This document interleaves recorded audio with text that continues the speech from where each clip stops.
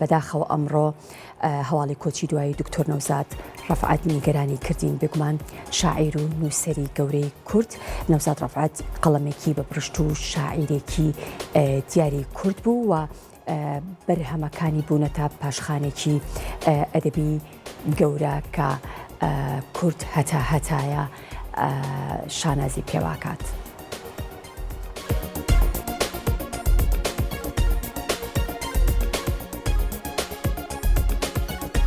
نووسەر و شاعیر نەوزاد ڕەفعەت لە ساڵی 1951 لە شاری هەولێر لەدایک بوو. کۆمەڵێک بەرهەمی شعر و وەرگێڕان و نووسینی چاپکراوی لە ڕۆژنامە و گۆڤارەکاندا بڵاوکراونەتەوە لە فستیڤال و بۆنە ئەدەبیەکاندا وەکو میوان و لێژنەی هەڵسەنگاندنیش لە بواری شعردا بەشداری کردووە.